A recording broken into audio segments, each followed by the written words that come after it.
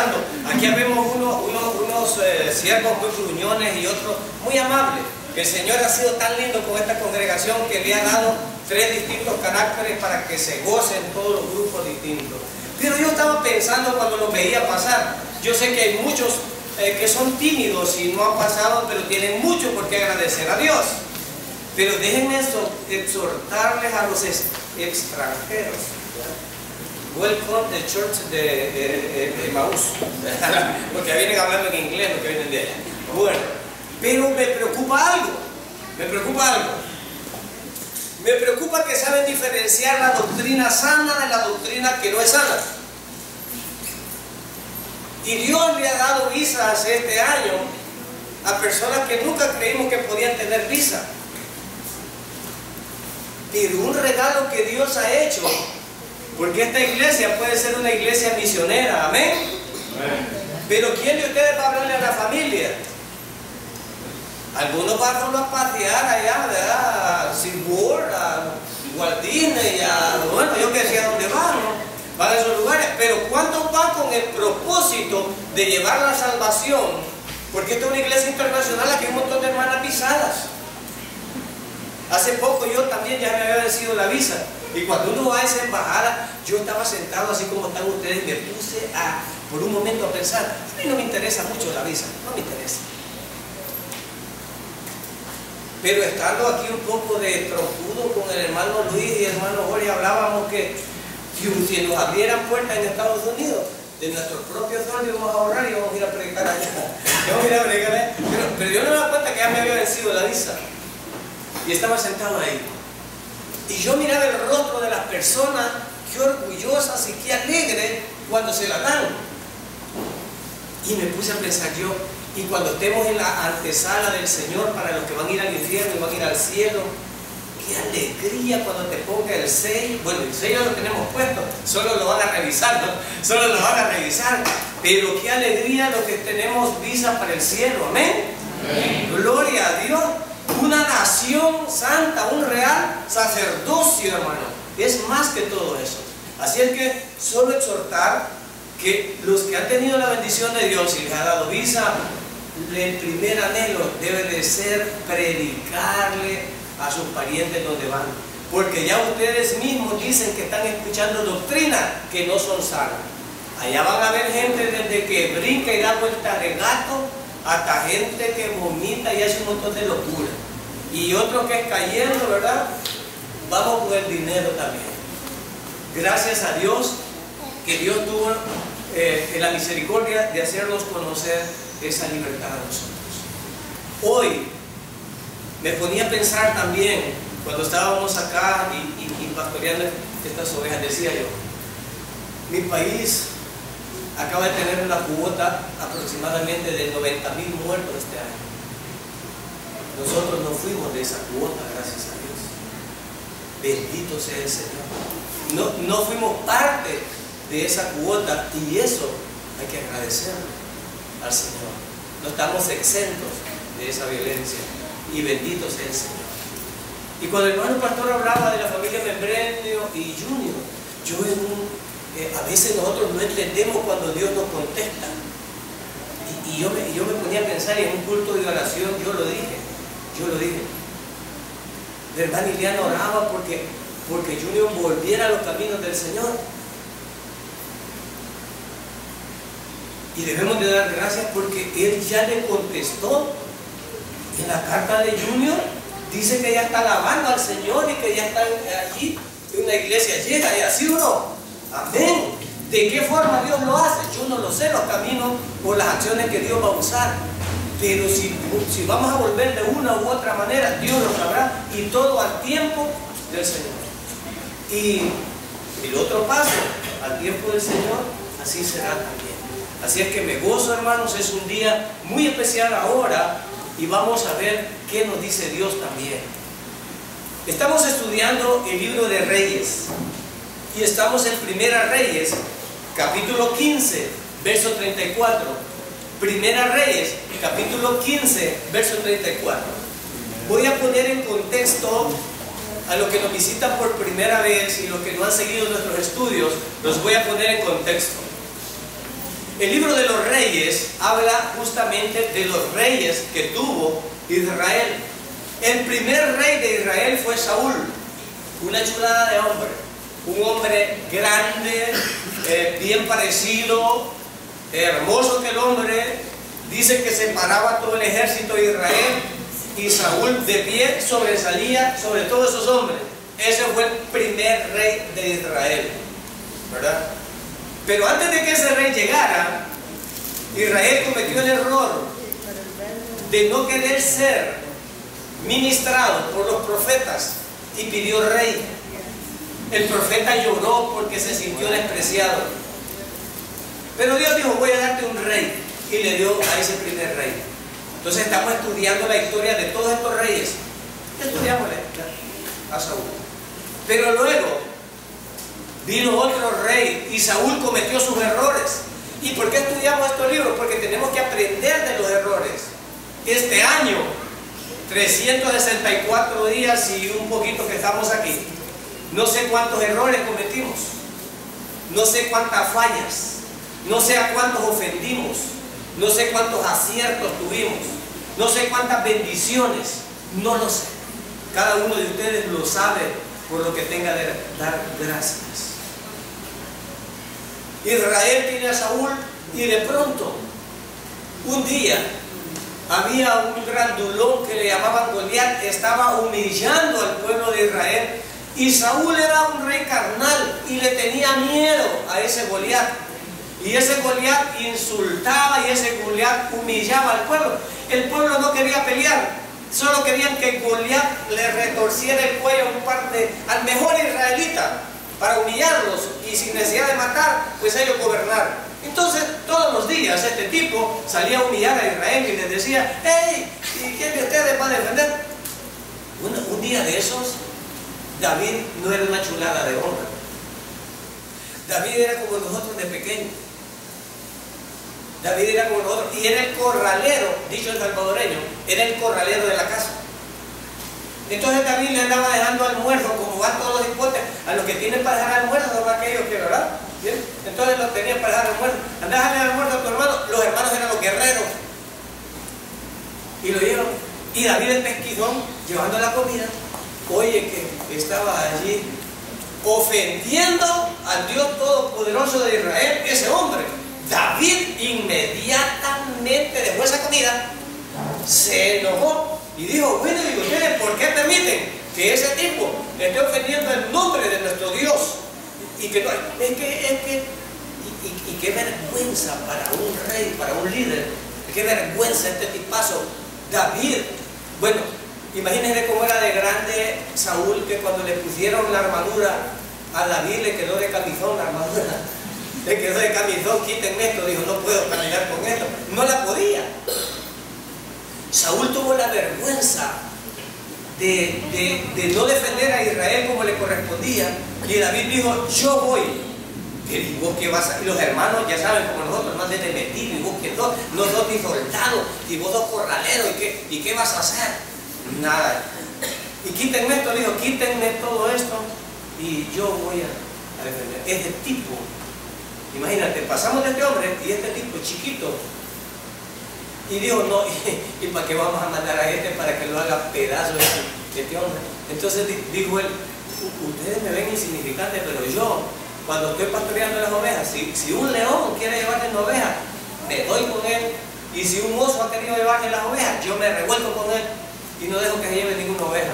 Así deberían de ser los pastores, amén. Así deben de cuidar el rebaño los pastores, a no dejar que Satanás se lleve ninguna oveja.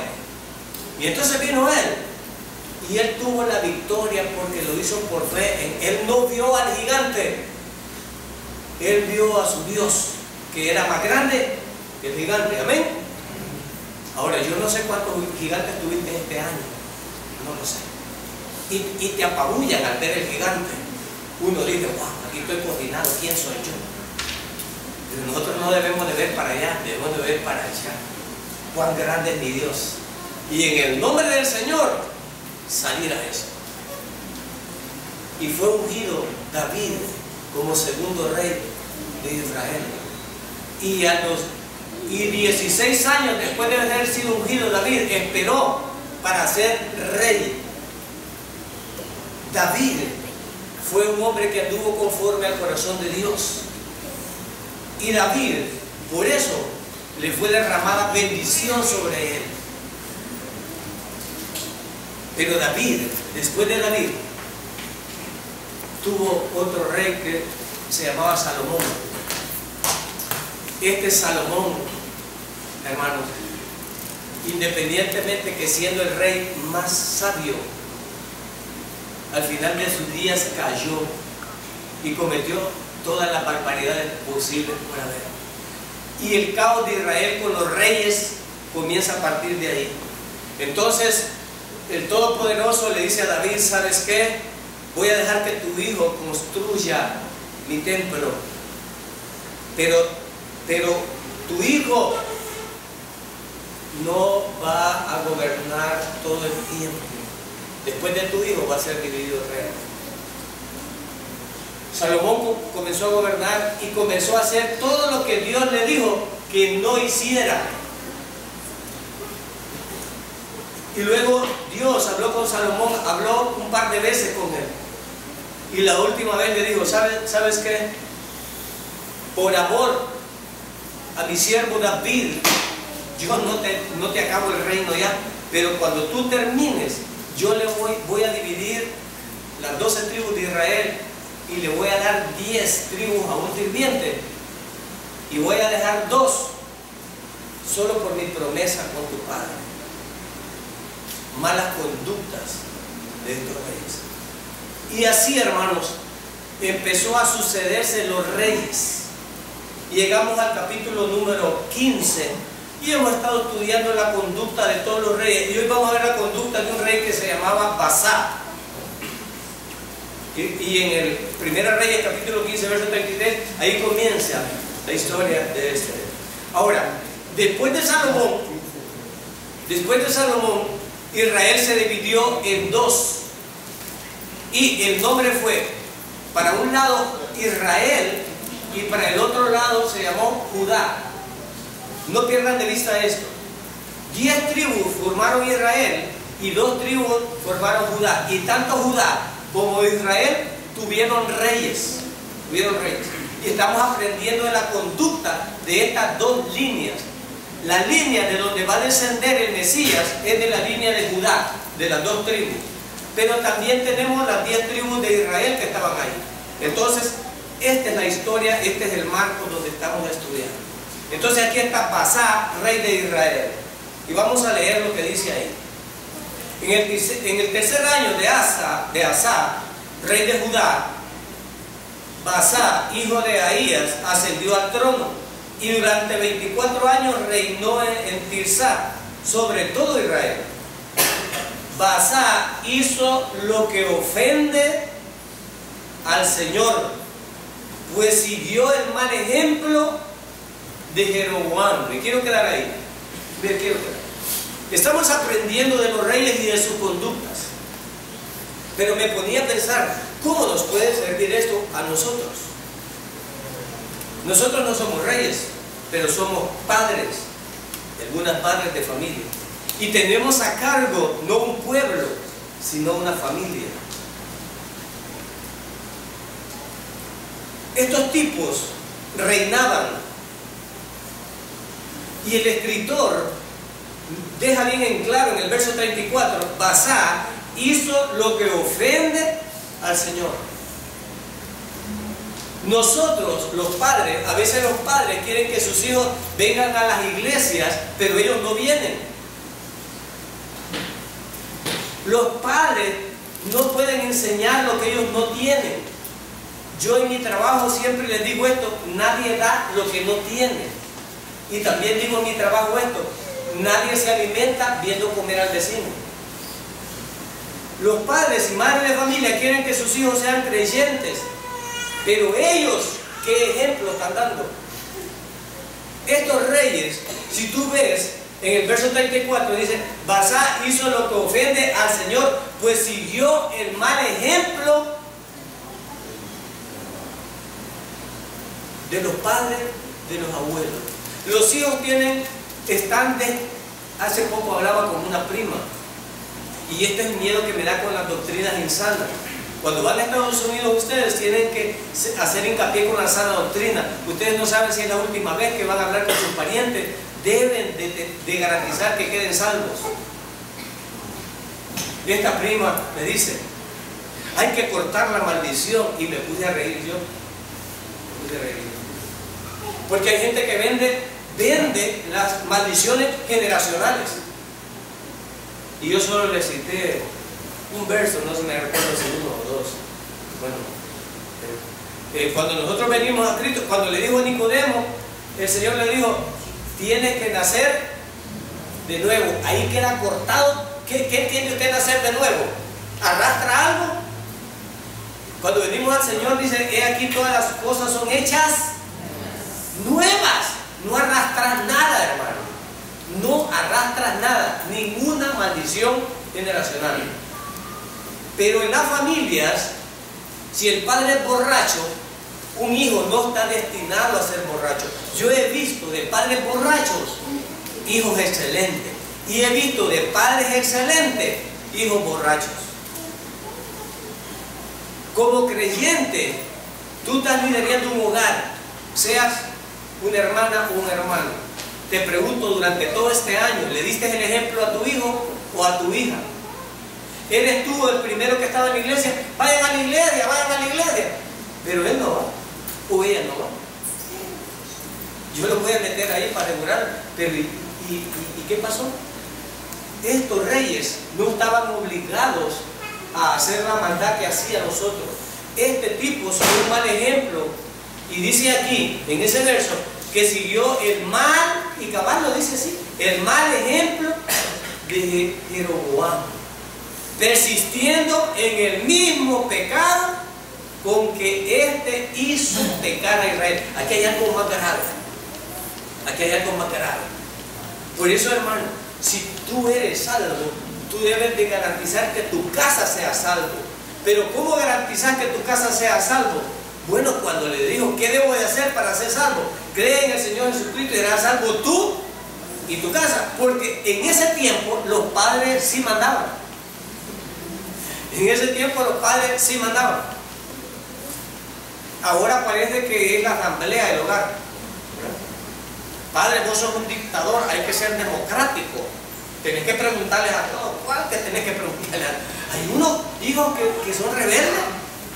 Ni siquiera dan para el gasto y ya se están rebelando. No han echado plumas y ya quieren volar, hermano. Tantitos salieron de la casa, unas 2 pláticas han tenido con unos sinvergüenzas allá afuera, ya vienen de otro modo. Solo se matriculan en la universidad y ya se quedan libres. Sí. Y seguir el mal ejemplo. Ahora, ¿y por qué no viene tu hijo a la iglesia? Es que ella es universitario. ¿Qué me importa que es universitario? ¿Pero vos lo mantenés? Sí, pues tiene que venir. Pues tiene que venir. Ay, es que yo ya estoy en la U. ¿Y qué me importa a mí? Estás en la U, gracias a Dios. Yo en mi trabajo siempre trato de señalar eso. A veces nos olvidamos los fundamentos, hermano. Yo a mis hijas universitarias, lo primero que les dije, ahí vas a ver un loco barbudo filósofo que anda con su morral y chanclet y te va a decir que Dios no existe. Va a haber un sociólogo que te va a hablar de la perestroika, te va a hablar de la economía social, te va a hablar de Rusia, de Carlos Marx, de Lenin, y te va, por ahí se va. Son enfermitos que humillan a los estudiantes porque son ignorantes bíblicos. Porque vienen a la iglesia porque los traen, no porque tengan amor a Dios. Pero es fácil desarmar a esos tipos. Yo di filosofía en la universidad y di lógica. Filosofía y lógica en la universidad. Y ahí había monjas, había de todo tipo de gente. Y yo siempre me presentaba como ateo y los hacía pedazos. Y hasta que terminaba el ciclo, entonces les decía yo. Y ellos sentían curiosidad. Pero te quieren apantallar con el conocimiento. Pero nuestros hijos necesitan bases sólidas para que no cometan los ejemplos que vamos cometiendo otros, hermanos. Pasamos hasta 8 horas viendo televisión, pero no venimos 1 hora a la iglesia. Una vez alguien me dijo, tiene más poder el diablo que Dios. No. Si me aceptas el reto, dale al mismo tiempo que le das al diablo a Dios y te darás cuenta de la victoria que Dios va a tener. Si ves 2 horas una película, lee 2 horas la palabra de Dios. Si vas 2 horas al cine, venite al culto un par de horas. Pero hay gente que alimenta toda la semana al diablo y el domingo viene a dormir de un rato aquí. Y así quiere ser poderoso espiritualmente.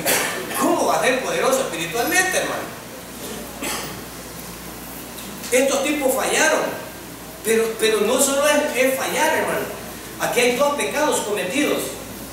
Aquí hay 2 pecados cometidos. El primer pecado es que nosotros los padres, yo lo he dicho en esta congregación, nosotros los padres tenemos más amor por los hijos que los hijos por nosotros.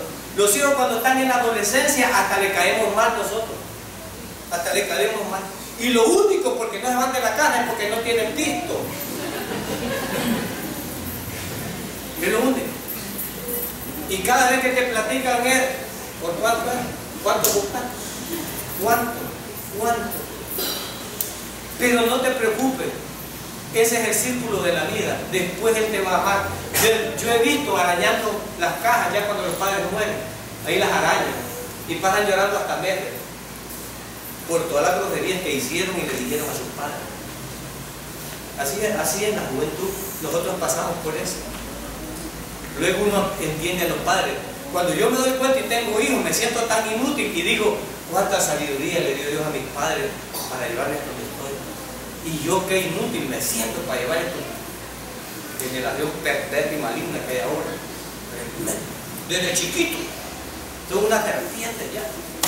Desde chiquito. Pues estos reyes de Israel tenían hijos. El problema es que no lo pagaban así nomás. Mira lo que Dios hacía. Aquí hay un primer pecado. Jeroboam no estaba, Basá no estaba obligado a hacer lo que Jeroboam hizo. Lo hizo por su propia voluntad. Así que hay un pecado responsable por mis propias acciones. Pero hay otro pecado por inducir al pecado colectivo. Estos reyes no solo fallaban ellos, sino que hacían fallar a Israel. Quiere decir que si mi papá falló, yo estoy exento de la responsabilidad de Dios. No. Todos somos responsables de lo que escuchamos. Tú estás aquí, hermano. No estás para creer todo lo que diga yo. Estás para subrayar tu Biblia y luego orar y que el Espíritu Santo te guíe a toda verdad de lo que has escuchado. Para eso estás. Y tú sabrás si escuchas, porque vas a ser responsable ante el Señor. Entonces dice aquí que Basá hizo ofender al Señor. Y el Señor, ¿qué dijo con respecto a los pecados colectivos? Pero si alguien hace pecar a uno de estos pequeños que cree en mí, más le valdría que se atara al cuello una piedra de molino y se arrojara. Sí, yo sé que es mi pariente, pero no le hablé porque es que íbamos a pelear. Una vez un señor me dijo, si tú te quieres llevar bien con la gente, no le hables ni de política ni de religión. Un bling, le dije. O sea, si yo amo a mi familia y a mis hijas, yo les voy a hablar de Dios. Y les voy a hablar claro. Con mi esposa estamos hablando claro porque la iglesia va a ser atentada, hermanos. ¿Recuerdan cómo ha sido atacada la iglesia? Apareció el G2K en el 2000, que decía que era el fin del mundo, que las computadoras iban a volver locas y que los aviones iban a caer. Los testigos de Jehová fallaron como 3 veces diciendo que era el fin del mundo y bueno, escondieron la cola entre los pies porque fue una vergüenza. Los adventistas también dijeron que iba a ser el fin del mundo y para nada. Luego vino el mundo maya y que había una estela maya que era más poderosa que Dios y que hasta una película hicieron y que el fin del mundo y nada tampoco. Apareció el código Da Vinci y todos dijeron que el código Da Vinci era un atentado contra la iglesia es mentirosa y sinvergüenza. Sí lo es, pero no nuestra iglesia, sino las iglesias religiosas. Sí lo son, que nos dicen la verdad. Y luego aparece el evangelio de Judas, en donde Jesús tiene mujeres y hijos y se va a la India y es un budista, ¿no? Y hay algunos hermanos, Algunos. Y como el que les cuento, hay gente que lee 2 libros de un ateo y ya deja de ser cristiano y ateo. No tiene base bíblica. Por eso en esta iglesia decimos, aquí no hay misa, tú pregunta todas tus dudas, pregunta. Y si bíblicamente puedes refutar lo que decimos, gloria a Dios, nosotros nos vamos a convertir. Nosotros nos convertimos. Pero si tú no tienes base bíblica, andamos mal. Entonces, el pecado, cuando tú no les enseñas a tus hijos o les das más un ejemplo más te valdría ponerte, ¿qué dice? Una piedra al cuello. Imagínate cómo es de grave, hermano. No, ay, mis hijos que rebusquen. Ay, yo busco al Señor. ¿Y tus hijos dónde andan? No están aquí. Es que unos vio hoy este día bien alegre. Iban a estar en un baile con unos amigos. Callado. No es que iba a estar bien alegre. Y ellos no me hacen caso. Mientras coman de tu casa y tú los luego ya no demos. Entonces estos cometieron ese error. Pasémonos al capítulo 16 porque ahí continúa la historia. Capítulo 16 y verso 1. En aquel tiempo la palabra del Señor vino a Jehú, hijo de Jonaní, y le dio este mensaje contra Basá. Yo te levanté del pueblo y te hice gobernante de mi pueblo Israel, pero tú seguiste el mal ejemplo de Jeroboam e hiciste que mi pueblo Israel pecara y provocara así. Bien. ¿Qué pasa cuando no hacemos lo que Dios nos dice, hermano? ¿Dios se contenta con nosotros? Dios se enoja con nosotros. Cuando yo decía aquí, no es que los creyentes no se van a divertir. Claro que los creyentes se pueden divertir sanamente. Pero vamos a priorizar. ¿Qué le voy a enseñar yo a mis hijos? A mis hijos yo quiero dejarles una herencia. Mi padre no faltaba a los cultos y buscaba primeramente el reino de Dios y su justicia, y lo demás era añadido. ¿Quieren ir a tal lugar? Sí, pero primero a la iglesia. ¿Okay? Hay más días. No, es que va a venir un pariente de Estados Unidos y hay que sacarlo a chotear el domingo, porque no lo trae a la iglesia el domingo y el lunes lo iba a chotear. ¿Ah? ¿Por qué no lo trae aquí? No, es que, no, usted, no. Y después, ay, Señor, clamo a ti. ¿Cómo te clamo a ti? Dios no puede ser engañado. Estos no pueden engañar, y mira las consecuencias de eso. Nosotros somos responsables de nuestras decisiones, pero yo como padre o como líder soy responsable de orientar y guiar bien a los que están bajo mi autoridad. Los padres que están aquí son responsables de guiar a sus hijos. Si sus hijos, después de haber recibido sus instrucciones y ustedes haberlos creado sus principios, él se va al mundo, es su decisión. Ya es un trato de él con Dios. Pero tú cumpliste mientras estábamos bajo tu control. Entonces, Dios le mandó un profeta, porque Dios es misericordioso y Dios hace una advertencia, nos da una sentencia y después la cumple. Bueno, así es que los que están oyendo ahora tienen una advertencia y tienen una sentencia. Si la quieren cumplir, no sé. Dios los llama. Pero es que ahí le envió un profeta y ahora habla a través, en estos tiempos nos está hablando a través de quién? De su Hijo, Cristo. Y su palabra, que es la que estamos leyendo. Entonces, ¿qué responsabilidad tengo yo, hermano, con mis hijos, con mi madre, con mis hermanos? De predicarles la verdad, porque tú no quieres que vayan al infierno, quieres que todos se salven, porque les aman. ¿Qué pasó acá? Cuando desobedecemos, Dios se enoja, pero hay una sentencia. Ahora estamos en 1 Reyes capítulo 16 y mira el verso 3. Por eso estoy a punto de aniquilarte y de hacer con tu familia lo mismo que hizo con la de Jeroboam, hijo de Nabat. ¿Y qué es lo que había hecho con esa familia? Había mandado a matar a todos. A todos. Ellos perecieron por haber desobedecido. Dios le manda a un profeta. Imagínate que Dios todavía te da una advertencia y te manda un profeta. Hoy oí la palabra de Dios y oí la advertencia. Dios le mandó un profeta a este tipo y estos tipos no se arrepentían. Y ese era el problema. Dios le mandó la advertencia aquí, pero él no hizo caso. Y le dice en el verso 3, en el verso 4, y mira qué terrible, verso 4, mira lo que le iba a pasar a estos reyes por desobedientes. A los que mueran en la ciudad se lo comerán los perros, y a los que mueran en el campo se lo comerán las aves del cielo.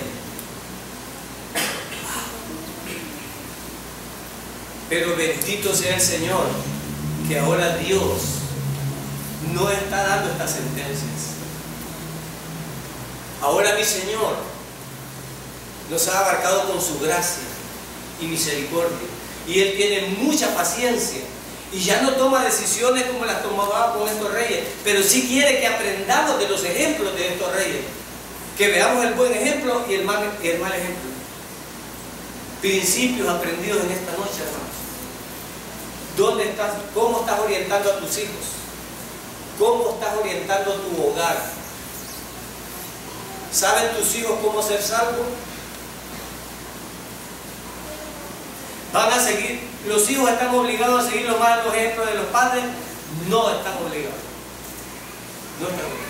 Hermano, y si los padres dan buenos ejemplos, ¿es garantía que los hijos van a ser buenos? No es garantía. No es garantía. Pero sí es obligación de los padres dar el buen ejemplo. ¿Qué están aprendiendo nuestros hijos? Un año termina. Y yo me ponía a pensar, si yo valoro cuánto tiempo le dediqué a Dios y cuánto tiempo le dediqué al mundo, si yo valoro hoy que terminó el año, ¿cuántas personas evangelicé? ¿Cuántas personas? ¿Cuántas personas se salvaron por mis labios, por llevar el Evangelio? ¿Cuántas? Garanticé que mis hijos estuvieran aprendiendo del Señor, porque un padre no puede enseñar lo que no ha aprendido. ¿Y dónde van a aprender? Aquí en la congregación. Nosotros estamos dispuestos a tus preguntas, estamos dispuestos a contestar tus dudas, pero debes de estar en el lugar adecuado. Dios fue cruel con estas familias. Verso 5, perdón. Los demás acontecimientos del reinado de Basá y lo que hizo y atañe a sus obras están escritos en los libros de las crónicas de los reyes de Israel. Verso 6. Basá murió y fue sepultado en Tirsá, y su hijo Alá sucedió en el trono. Además, por medio del profeta Jehú, hijo de Hananí, la palabra del Señor vino con Basá y su familia debido a todas las ofensas que éste había cometido contra el Señor, provocaron así su ira. Y aunque destruyó a la familia de Jeroboam, llegó a ser semejante a este por las obras que hizo. Hay una tendencia que tenemos por la naturaleza pecaminosa a hacer el mal, pero no estamos destinados ni condenados a eso. Hoy comienza un nuevo año y podemos ponernos propósitos para con nuestra familia. Si vemos hacia atrás, podemos ver todas las ofensas, los errores, porque uno de hombre comete errores y las mujeres también. Y a veces, en vez de parecer un hogar cristiano, a veces la esposa no amanece tan cristiana, ¿no? ¿Verdad? Y a veces uno de hombre aprende a agachar la cabeza, porque uno de hombre no le gusta el que discute con una mujer, hermano. Yo no sé si tú, pero el que pueda discutir con una mujer siempre sale perdiendo uno. Siempre sale perdiendo uno. Yo aprendí algo viejo, ¿eh? Hoy ya me callo, antes era trompudo y nunca ganaba. Nunca ganaba, hermano. Y viera qué bonito se ve calladito uno. Y para que haya un pleito se necesitan dos, hermano. ¿Verdad? Y empieza ella, y usted, bueno, después se enoja porque no le dice nada, ¿verdad?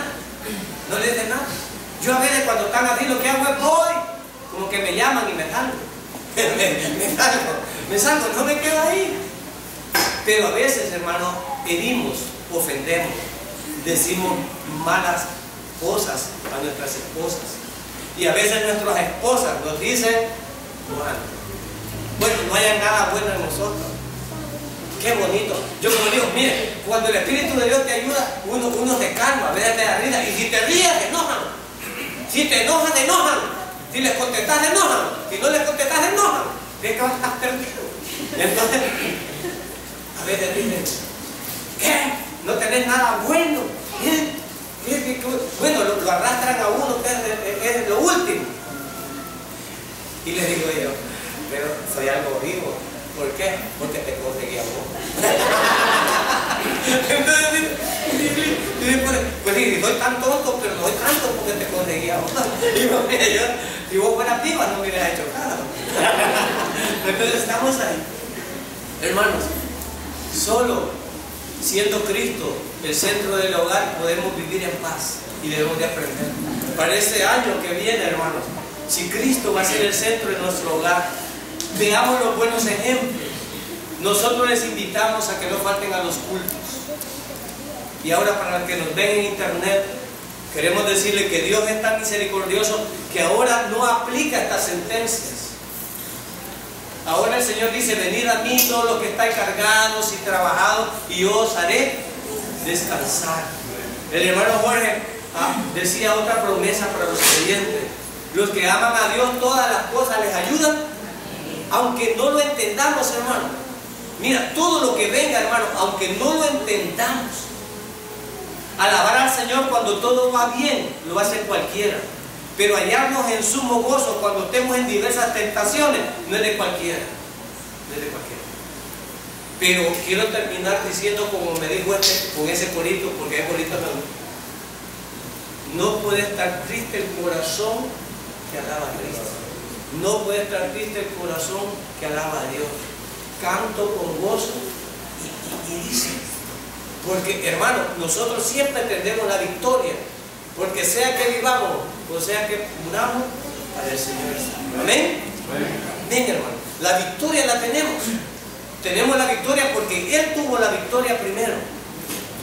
Ahora, el que todavía no es un hijo de Dios, solamente tiene que creer el Evangelio. ¿Y qué es el Evangelio? Que Él vino a morir por nuestros pecados en la cruz, que fue sepultado, que resucitó al tercer día y que está a la diestra de Dios Padre. Si tú crees en Él, serás salvo hoy tú y tu casa. Los que nos ven, si quieren ser salvos y comenzar este año nuevo salvo, solo tienen que creer en el Salvador. No tienen que hacer ninguna obra. Él hizo todas las obras, porque es no por obras, para que nadie se gloríe. Y Él se llama Salvador porque Él salva. Yo no me salvo. Ahora, esto no nos exime que después de que seamos salvos, seamos santos. Amén. No nos exime de hacer buenas obras, porque dice que somos hechura suya para buenas obras. Tenemos que hacer. Gloria a Dios.